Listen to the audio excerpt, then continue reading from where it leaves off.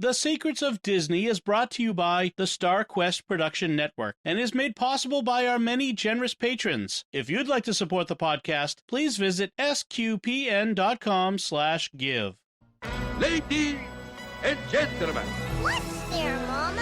10,000 years will give you such a crick in the neck. How do you do? How do you do what? Show me the smile. If you can't say something nice, don't say nothing at all. Very nice. You can sit by me. Everything's so wonderful. Come on, get up. Come on, get up. Where are we going? Up to Neverland. You must kiss me. Excuse me? Please, princess. One kiss. Unless you beg for more. Hi, I'm Deborah Shaban, and you're listening to The Secrets of Disney, where we talk about everything Disney, from theme parks to movies to shows. We delve deep into tips, information, and fun discussion as we explore the intersection between pop culture and faith. And today we're going to be discussing summer and a lot of other things, all things warm. Yeah. But joining me on the panel are Lisa Hendy. Hello, Lisa. Hi, Deborah. Great to be with you. I've missed you. I know, I've missed talking Disney, so I'm happy to be back. And then we have David Hanlow somewhere on. He's also. I'm somewhere out here. So. Somewhere out there. David's also wrangling kiddos, so he's got his kids in the background if you hear them occasionally. But he'll be joining us between the kids saying, "Hey, I need this." So it's how it is this year, right? So we have a lot to talk about. We really haven't been together in one virtual room in a month or so, and we had big plans for the topic I'm about to introduce, or at least Lisa did, which is Disney Plus gave us kind of a special treat on July 3rd, which was they released Hamilton for us to watch. Yay! I know. And it was like your entire social media feed was like COVID, social justice, and Hamilton. So it was so wonderful. I've been waiting so long. I'm really excited.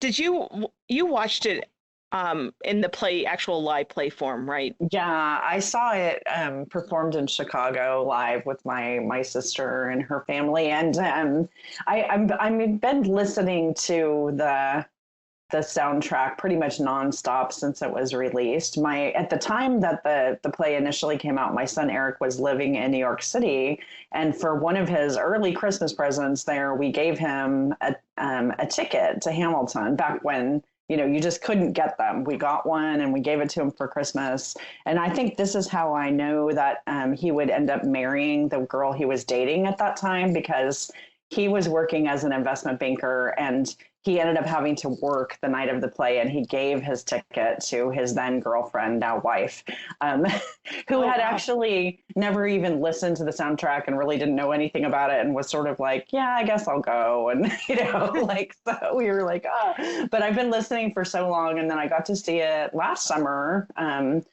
Greg and I had tickets to see it here in Los Angeles, just right at the start of the COVID outbreak. So that was canceled and delayed, and then just this week was again canceled. But we were able to have a very romantic date on July 3rd and watch it together. So, oh, very good. I was impressed with the quality of the production. I'm like, wow, when did they they recorded this a while back, and it's very nice. I'll be honest, it took me 3 shots to get through the whole thing. Yeah. Had you listened to the soundtrack at all, or were you just watching it cold? I was just watching it cold, and so the first time I watched, and my problem is that I'm working basically 2 jobs right now, so I'm like, I'm going to start Hamilton. I didn't realize how long it is, and so I started it the first I don't know. The first time I watched the first maybe 40 minutes of it, and I'm like, oh, I can't finish this. I'll have to finish it later.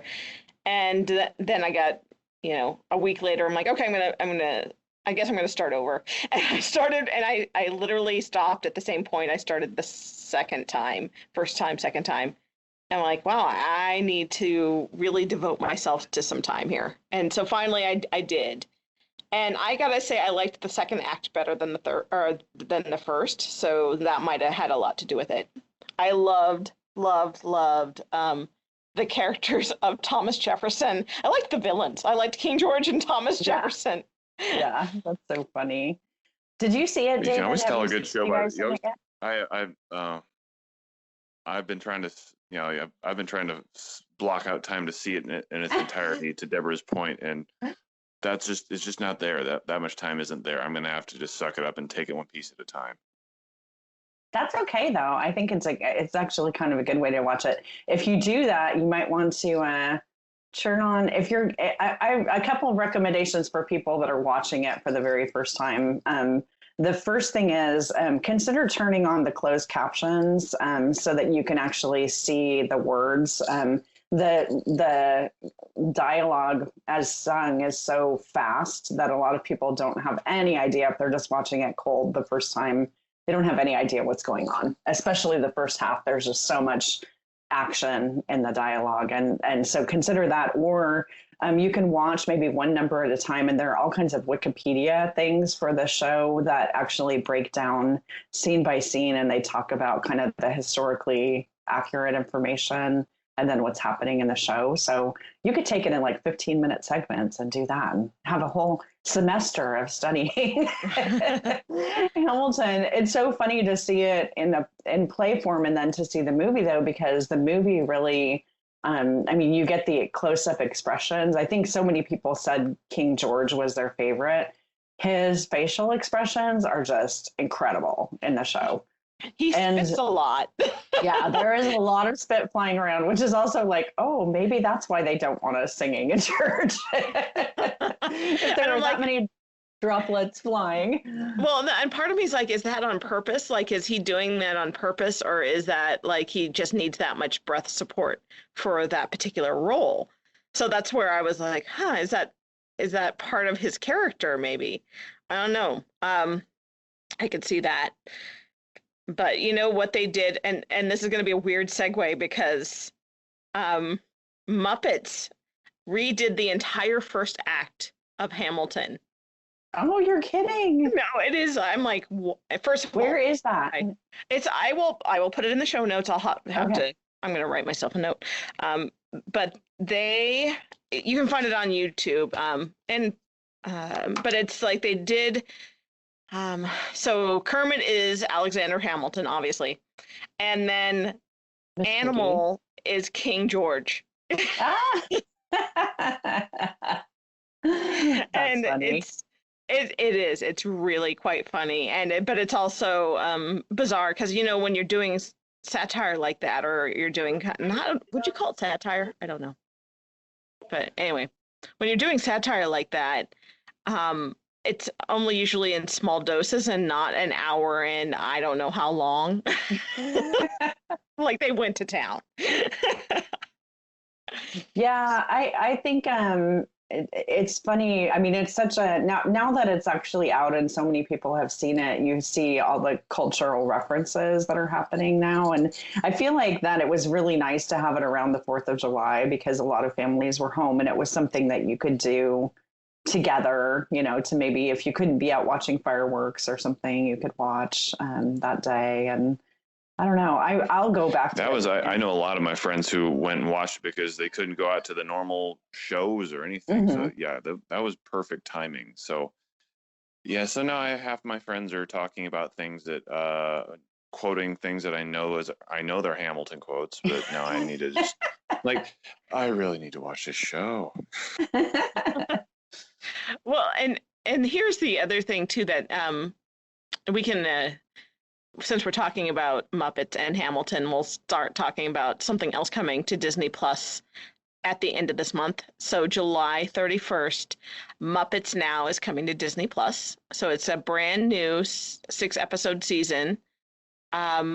And so it's a new Muppet show, basically, which I'm super excited. If you don't know me by now, I don't know if I've ever talked about how much of a Muppet person I am, but I am. I am a super Muppet fan. Anyway, so Muppets Now is the Muppet Studios' first unscripted series, first original series for Disney Plus. And like I said, it's 6 episodes. Scooter rushes to make his delivery deadline and upload brand new Muppet series for streaming. They are due now, and he needs to navigate whatever obstacles, distractions, and complications the rest of the Muppet gang throws at him. Overflowing with spontaneous lunacy, surprising guest stars, and more frogs, bears, pigs, and whatevers than legally allowed, the Muppets cut loose in Muppets Now with a kind of startling silliness and chaotic fun that makes them famous. So from zany experiments from Dr. Bunsen Honeydew and Beaker to lifestyle tips from the fabulous Miss Piggy, each episode will be packed with hilarious segments hosted by the Muppets showcasing what the Muppets do best.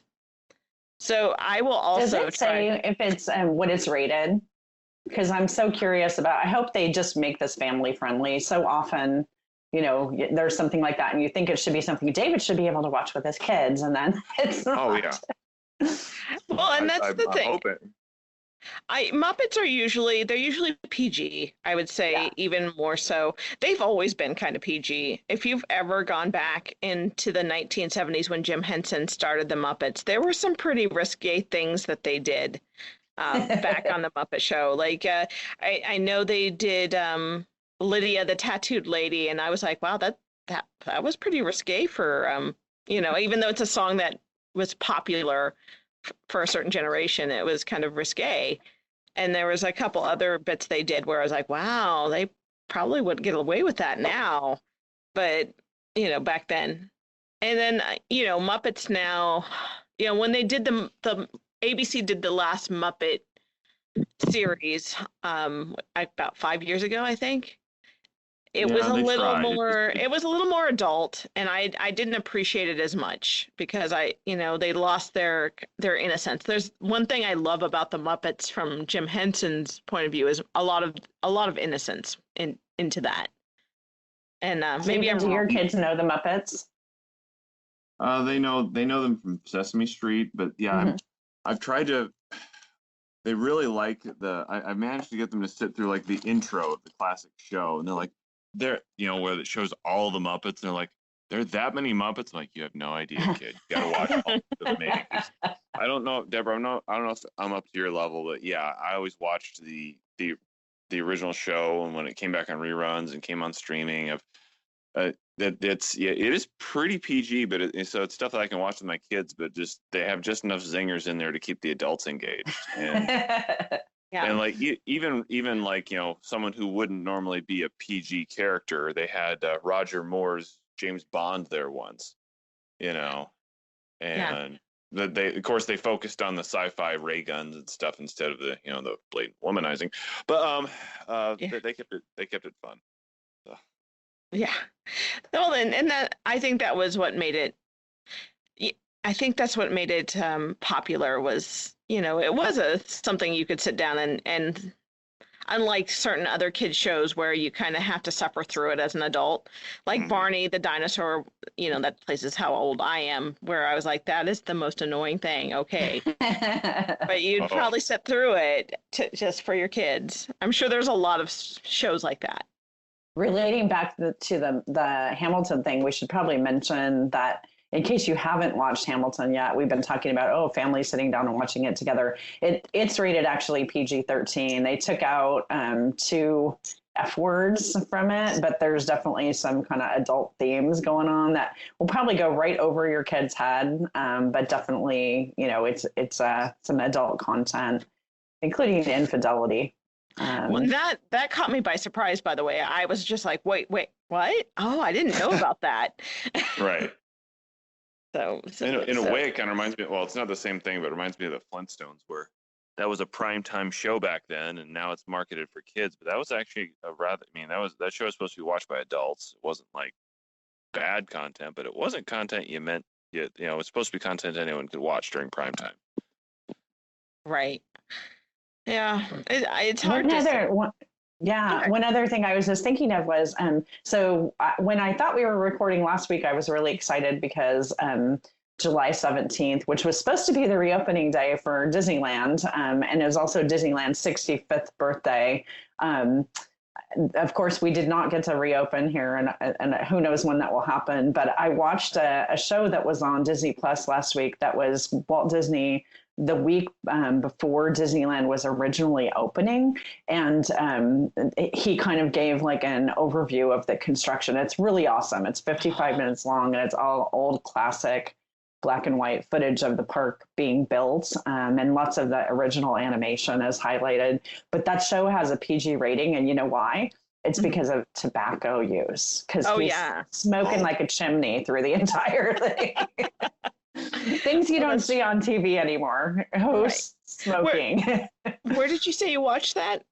On Disney Plus. It was on Disney Plus. Yeah. Okay. And I think, I can't remember the exact name of it, but if you just do a search for Disneyland and Disneyland's 65th birthday and opening, it's actually a show that aired, the week prior to, like, you're getting ready to come to Disneyland and this is what you can expect. And they show like the building of the Mark Twain steamboat and the building of the castle. And it's just really awesome.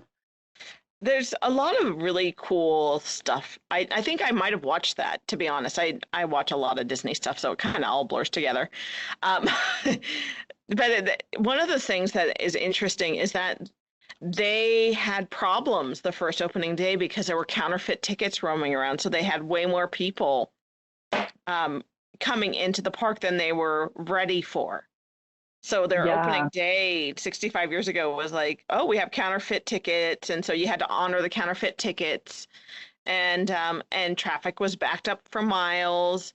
And the park was covered in wet paint and weeds and also wet concrete in places. They talk about the asphalt not being quite set yet, and women who were wearing back then high heels into the parks. And their heels were getting stuck in the asphalt. Oh, that's a comedy there. Yeah, and then because they had so many visitors, they wiped out the food and drink, or the park's food and drink supply within hours. And also there was a plumbing strike, and it was hot. It was like 100 degrees that day. So it was a crazy opening day, and some people would say it was a disastrous opening day for Disney. But 65 years later, we're just like, come on, we would probably be okay with all of those things if it would just open again. Yeah. They the bar is I low. remember The bar is very low now. Yeah. I remember going as a little girl before we had to have tickets to go in, and often our family would just go over and, the tickets were to actually go on the rides, but you could walk into the park and just walk around and stuff without going on any of the rides. So it's definitely, how it has changed. Have you heard anything, Deborah, about anybody from Orlando going to the park since it's reopened? So as much as I'm a Muppet fan, I watch a lot of Disney vloggers. So I don't know how many, like Epcot is open, Magic Kingdom is open, Studios is open. So here's what I have figured out from the videos that I've watched and the cast members that I know, which is right now the parks are super low attended. So except for one park in particular, Disney Hollywood Studios actually is harder to get into. And if you wanted to, and it's because of Rise of the Resistance. It's because of the Star Wars rides. Oh, so they're still having what they call boarding parties for Rise of the Resistance, which is their new Star Wars ride. And the boarding parties, if you aren't at the park at opening and on the app as soon as the park opens to get your boarding number, you won't get in. Like, it is that bad. So they have kind of a problem getting everybody through that ride, especially now that there's a lot more social distancing, and a lot of the attractions, they're just running like, hey, it's your party, only the people in your party are on that ride or in that capsule or in that moving vehicle. So they can't load as many people, so it takes longer. Like Millennium Falcon is a good example. If you want to ride Smuggler's Run, it's usually, 6 people in a capsule. Well, if there's only 2 of you in the party, then there's only 2 of you in the capsule. And wow, that would definitely clog it up for sure. Because we did it as single riders. It would take more than 12 parsecs to make the Kessel Run. Sorry. Yep, that's exactly right. But everybody's saying right now, well, and it's it's almost August in Florida, and it's super hot, and they do have you have to wear a mask. In fact, they're making their mask wearing stricter now because Florida and California are going through a spike in COVID cases. So the mask policy right now in Disney just upgraded to you have to wear a mask at all times. And if you're eating or drinking, you can't walk around with the food and eat it without the mask. You have to stand still and either eat or drink and take your mask off when you're standing still. So there's no more walking around the park with a drink. You have to stop, take your mask off and drink it. And then not, walk around with because people were just walking around with drinks and no mask because they're like, hey, look, I have a drink. I'm drinking from it and I don't have to wear a mask. So they kind of changed that policy. So you're saying that the other parks are not at capacity, even though capacity is drastically decreased right now? That's correct. And not only that, like everybody is saying that most of the rides, most of the attractions are walk-ons. And the most popular ones, even like other than the exception to the rule, which is anything Star Wars related, even Smuggler's Run, they said was like 20 or 30 minutes standby. It was just Rise of the Resistance, which was still a mess. The most of the other attractions that are normal, they even said Peter Pan's flight, which is usually a 30-minute wait at best, was starting to be like 10 minutes to a walk-on, and that's unusual. Wow. That's very unusual for Magic Kingdom. So they're saying, I'll be honest with you, it's starting to sound. Sorry. Yeah, it's starting to sound great, doesn't it, David? Well, this is sounding more. Right now. It's starting to sound like it's more safe for me to go to Disney than it is to go to the grocery store. Well, I think they have.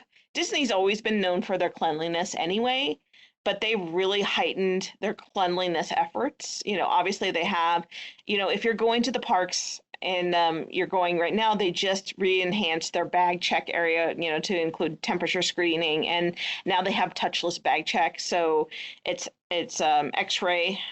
So you don't have anybody touching your stuff and you don't have to go near cast members to touch, to keep both of you safe. So that's been enhanced. That's actually a great improvement anyway, despite COVID. I mean, I always felt like that really slowed things down, having to, hand them your bag while they, and also it sort of, to me, was always like the illusion of security because, if you're an old lady, they don't really look at your bag that carefully. Right. I hate to say that, but that was the sense that I often had. So I'm actually glad to hear that they're X-raying. That's a good thing. Well, yeah, they're doing a lot of other things going forward. Something that they have different than like some of the other theme parks, like Universal Studios was the first to open in Central Florida, but everybody was complaining about their lack of, I wouldn't say patrolling, but their lack of controlling the crowd. So Disney, when you go, this was one of the notorious things, and David would appreciate this.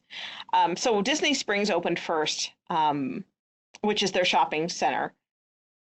And, so it's free to go in and walk around, but they have people and cast members strewn throughout who are kind of like ambassadors, I guess is what they'd call them.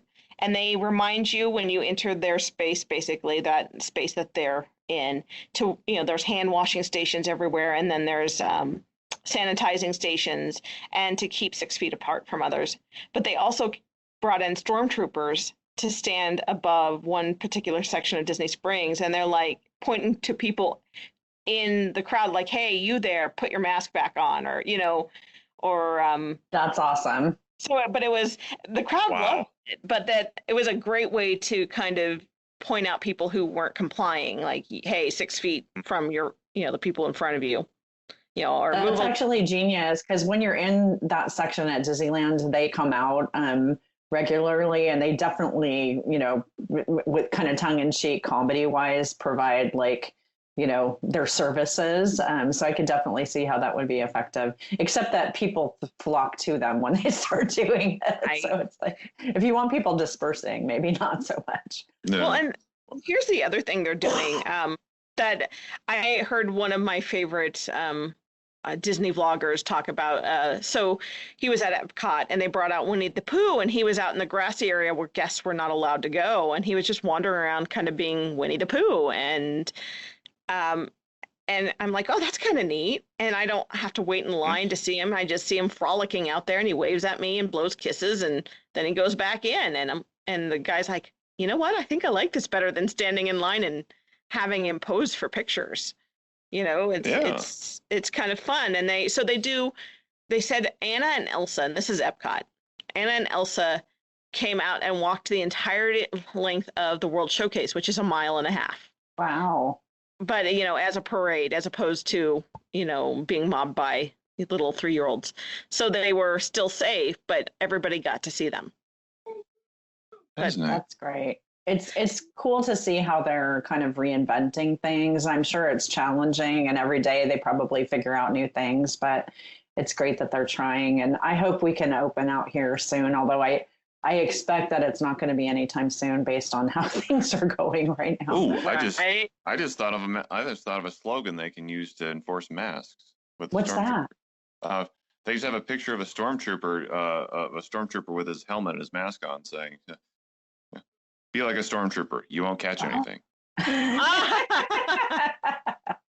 Good idea, David. It's like they can't hit anything, they can't catch anything. Be like a stormtrooper. One thing they are doing is this is kind of one of the things I would grumble about being a regular or cast member, ex-cast member, is that they're no longer doing park hopping. So for the foreseeable future, you can't go to more than one park in a day, because you have to make a reservation for one park, and that's all you can make a reservation for. So if you're going to Epcot, you're only going to Epcot. You're not going to hop over to Magic Kingdom at the end, if you're bored.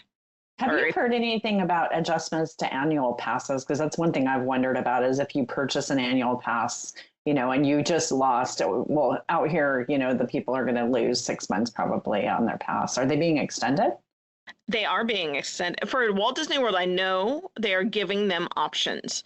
One of the options is an extension. The other option is a refund, partial refund. Oh, yeah. So yeah, because actually that's smart, because a lot of people may not feel comfortable even with the extension. So that's great.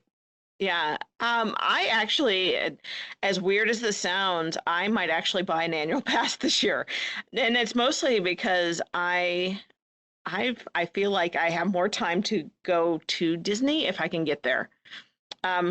And ironically, Lisa, guess what? I'm coming to California, even though there's nothing going on. Oh, are you? When are you coming? In about 2 weeks, first week of August, I'm going to San Diego. No. And I'm going to be in Chicago, so I'm going to miss you. Rats. Well, and I'm like, well, all right, I guess I'll go to the beach, and that's about it. We are having beautiful weather, so if nothing else, you will love being at the beach, and I'll make you a list of things to do. Oh, okay. All right. But and actually, I don't know whether downtown Disney has opened or not, but if you have a chance to go there, that's always fun. You'd at least be close. It is opened. I have seen videos about that too. Yeah. So downtown Disney in Disneyland is open for shopping. I know that there are virtual queues to get into a lot of the stores. So if there's a higher than normal amount of people wandering through there, they will put you in a virtual queue to get inside the stores. Other than that, I think they're still pausing to see what else is going to happen. And I know Disney Cruise Line is still on pause. So is Adventures by Disney still on pause. There's a little, we're all just kind of waiting. Even Disney Plus is waiting to come out with some of their I'm still waiting for the new Marvel shows are supposed to come out. Well, and not only that, Disney movies, like the whole movie schedule. Um, I know Mulan was supposed to have been released, and they're pushing that back. And then Jungle Cruise was supposed to be released in March, and they pulled that, and I haven't seen it when they're gonna release the rock stars in that movie. Oh, And cool. the trailers look awesome. If you're a Jungle Cruise fan, trailers look awesome. And I haven't seen anything about that lately. So I think they're just waiting to see when people can go back to the theaters to release that. David, I'm wondering if the Marvel shows is because of a production thing.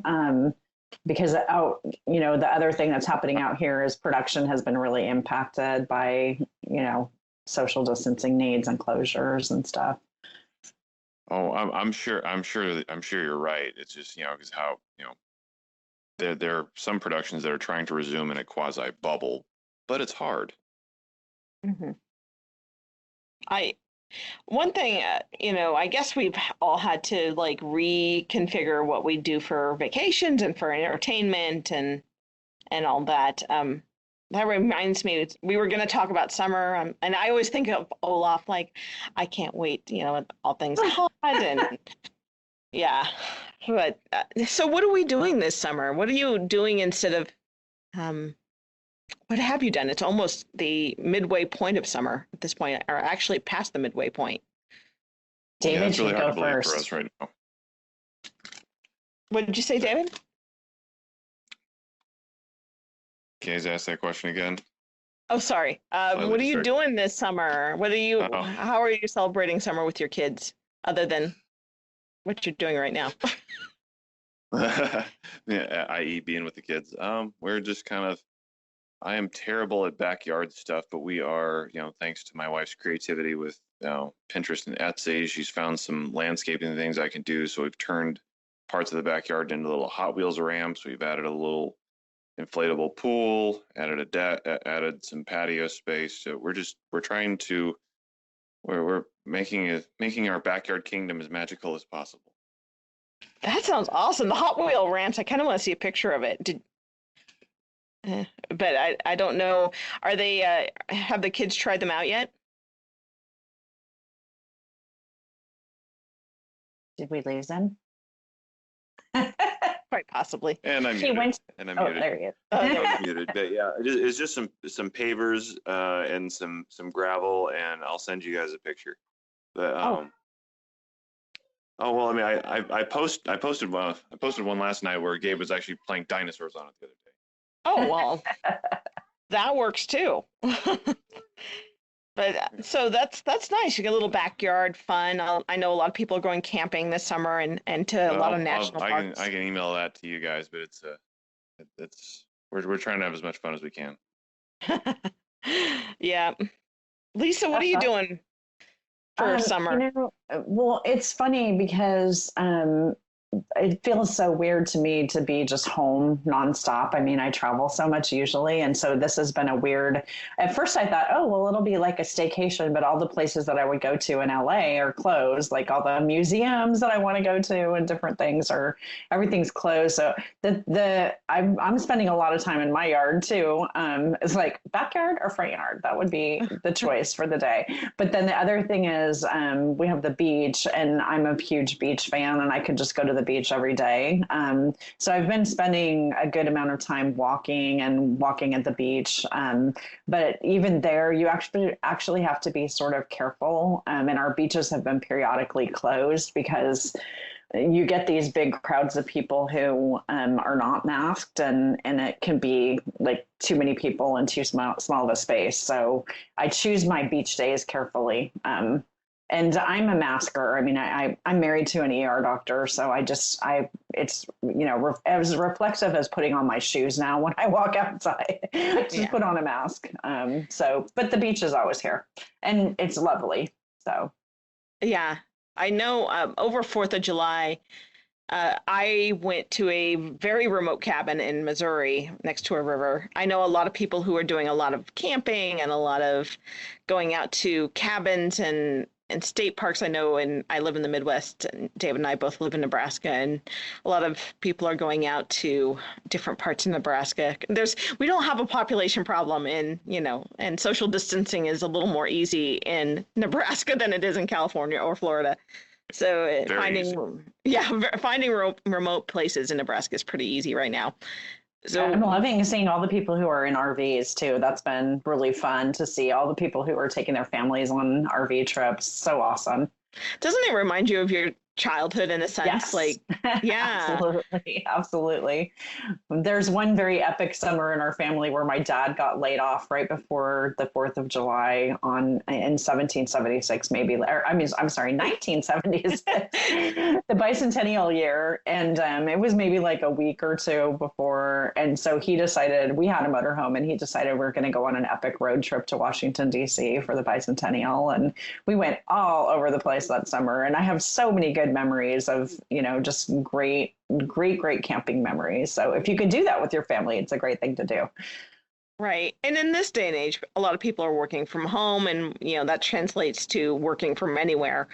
And why not hop in your camper or go to, see Yellowstone. I know I have a friend who's in Yosemite right now, and it's great to see everybody having these. I guess old fashioned is not a good word for that, but like a old school kind of vacation where everybody just hops in a car and drives to someplace new. It's neat. We actually do that almost every weekend. Retro. Yeah. Retro. Thank you, David. We're doing a lot of drives up and down the coast. So it's like we're safe, we're in our car, but we're seeing things and enjoying being out. So, David, have you ever considered doing a backyard camp out with your kids, or are they still too little? They like to be outside until bugs come. Oh, bugs. And that's the limiting factor. My kids and my wife love the idea of the outdoors, but there are bugs. So we're outside for bursts of time, and then so then we come back inside. And a real eye opener, like right before 4th of July, was when our AC went out. So like that's something I grew up with, because our AC, my family's originally from a farm in Iowa, and like you didn't turn on the AC until it was unbearable. And now it's like, we have no AC. How are we gonna live? First world problems. Pretty much. Yeah. And we were talking about, I was on a call with my faculty leaders the other day, and they were talking about ice cream and how delivery service, your ice cream is melted before you get it. I'm like, first world problems. So it's kind of funny how we rely on those cold things. We rely on the Olaf-friendly things during the summer, and it's kind of sad when they're not provided. But anyway, I suppose we will try to get a little more information. Hopefully, by the next time we record, we will have more information, positive information about Disneyland opening. That'd be great. I'd love to see California back open again. And I don't know what we're going to talk about next time. If you have questions, we'd love topics. I know David and I had a great time talking about cryogenics, believe it or not, the last time in Disney's, Walt Disney and the theory that he's frozen. And we had a blast talking about that. So if you have weird topics that you want us to explore that are Disney related, we would love to talk about it. We'd like to take a moment to thank our patrons who make it possible for us to create Secrets of Disney. Their generous donations at sqpn.com/give make it possible for us to continue the Secrets of Disney and all of the shows at StarQuest. You can join them by visiting sqpn.com/give. And be sure to subscribe to the show on Apple Podcasts, Google Play, Stitcher, TuneIn, Spotify, iHeartRadio, or on SQPN YouTube channel. To find previous episodes of The Secrets of Disney, or to send us feedback again, like you have an odd question or you want us to talk about something specific, visit us at sqpn.com/Disney. You can send us an email at Disney, DISNEY, @sqpn.com, or follow us on social media at facebook.com/StarQuestMedia, or Twitter is obviously SQPN. And until then, David Hanlos, thank you for joining and sharing with me on The Secrets of Disney. Of course, hopefully next time it won't be from an iPhone SE. Whatever works. And then Lisa Hendy, thank you as well. Oh, it's great to be with you guys. And just everybody stay safe out there. All right. Once again, I'm Deborah Shaban. Thank you for listening to The Secrets of Disney on StarQuest, and ta-ta for now.